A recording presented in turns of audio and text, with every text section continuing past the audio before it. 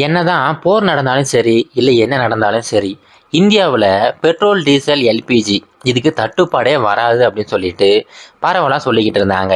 ஆனால் இப்போது திடீர்னு பார்த்தீங்கன்னா எல்பிஜி சிலிண்டர்கள் தட்டுப்பாடு ஏற்பட்டிருக்குதுங்க.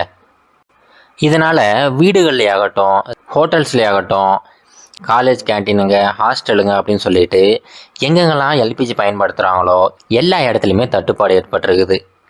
இந்த தட்டுப்பாடு அப்படியே அலை அலையா பல நகரங்களுக்கு பரவிக்கிட்டு இருக்குதுங்க.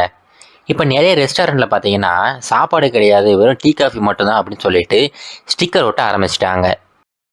பெங்களூரு, சென்னை, கோயம்புத்தூர், ஹைதராபாத் அப்படின்னு சொல்லிட்டு எல்லா பெருநகரங்கள்லையுமே நிறைய ஹோட்டல்கள் மூடப்பட்டிருக்குது. நிறைய ஹோட்டல்களில் விலைகள் உயர்த்தப்பட்டிருக்குது.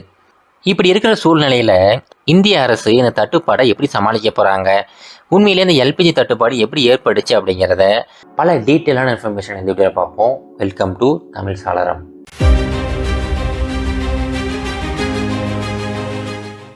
லிக்விஃபைட் பெட்ரோலியம் கேஸ், அதாவது எல்பிஜி அப்படிங்கிறது தான் இப்போ பரவலாக இந்தியா முழுவதுமே சமைக்கிறதுக்காக பயன்படுத்திக்கிட்டு இருக்கிறோம். ஒவ்வொரு வருஷமும் பார்த்தீங்கன்னா இந்தியாவில் 31.3 மில்லியன் டன் அளவுக்கான எல்பிஜியை பயன்படுத்திக்கிட்டு இருக்கிறோம். இதில் கிட்டத்தட்ட 87% வீட்டு உபயோகத்துக்கு மட்டும்தான் பயன்படுத்திக்கிட்டு இருக்கிறோம்.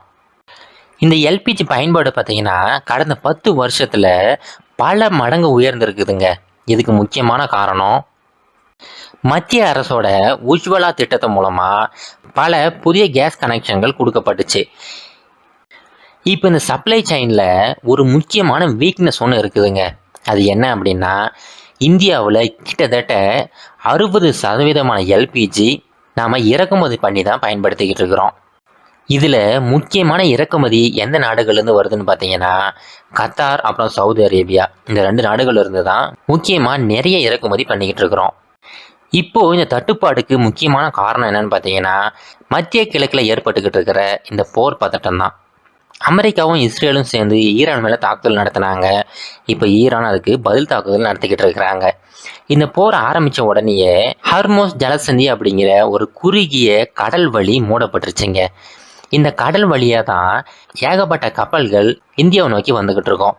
இது கிட்டத்தட்ட ஒரு சோக் பாயிண்ட் கூட சொல்லலாங்க. உலகத்தில் நிறைய சோக் பாயிண்ட்ஸ் இருக்குது. அதில் முக்கியமான ஒரு சோக் பாயிண்ட் இந்த ஹர்மோஸ் ஜலசந்தி அப்படிங்கிறது. கிட்டத்தட்ட 85-90% இந்தியாவுக்கு தேவையான எல்பிஜி இந்த ஒரு வழியாக தான் வந்துக்கிட்டு இருந்துச்சு. இப்போ இந்த எரிவாயு கப்பல்கள் இந்த வழியாக வர முடியாததுனாலையும் அங்கேயே நிறைய கப்பல்கள் அப்படி தேக்கமடைந்து நிற்கிறதுனாலையும் தான் எல்பிஜி இந்தியாவுக்கு வர்றது முற்றிலுமாக தடுக்கப்பட்டிருக்குது. கிட்டத்தட்ட 22 எரிவாயு கப்பல்கள் இந்த பர்டிகுலர் இடத்துல மட்டுமே அப்படி தேக்கமடைஞ்சு நின்றுக்கிட்டு இருக்குது.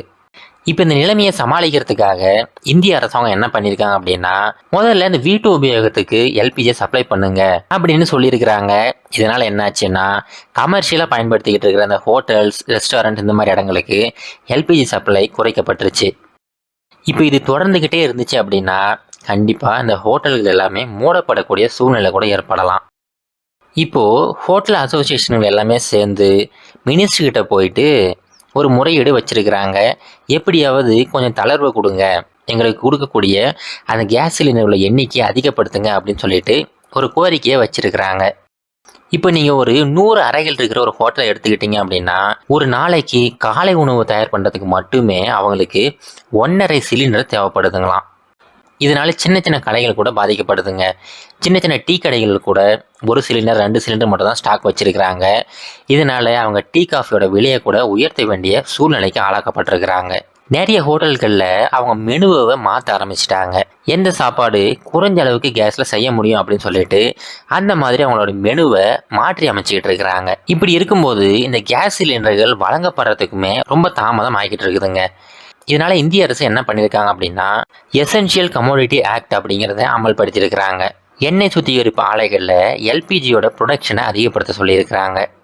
இந்திய எண்ணெய் நிறுவனங்களான இந்தியன் ஆயில், அப்புறம் பாரத் பெட்ரோலியம், இவங்க 2 பேரும் சேர்ந்து மட்டுமே கிட்டத்தட்ட 40% எல்பிஜி உற்பத்தி பண்ணுறாங்க. இப்போ இந்திய அரசு என்ன சொல்லியிருக்காங்க அப்படின்னா இவங்க உற்பத்தி பண்ணுற அந்த எல்பிஜியை முடிஞ்ச வரைக்கும் வீடுகளுக்கு கொடுங்க அப்படின்னு சொல்லிட்டு ஒரு அறிவுரையை கொடுத்துருக்குறாங்க.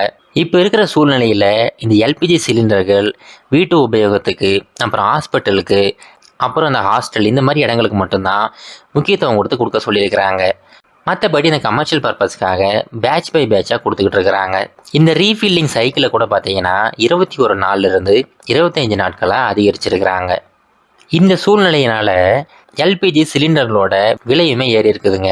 இந்த விலை ஏற்றத்தினால எல்லா பொருட்களோட விலைவாசியுமே கொஞ்சமாக உயர தொடங்கும். இப்போ என்னதான் இந்திய அரசாங்கம் இந்தியா ஒரு நிலையான நிலையில் இருக்குது, இன்னும் கொஞ்ச நாட்களுக்கு நமக்கு இந்த எனர்ஜி தட்டுப்பாடு வராதுன்னு சொல்லிக்கிட்டு இருந்தா கூட, இந்த போர் இன்னும் தொடர்ந்து நடந்துக்கிட்டே இருந்துச்சு அப்படின்னா கண்டிப்பாக இந்தியாவுக்குள்ளாருமே இந்த பெட்ரோல், டீசல், எல்பிஜி தட்டுப்பாடு அதிக அளவில் ஏற்படுறதுக்கு வாய்ப்புகள் இருக்குது.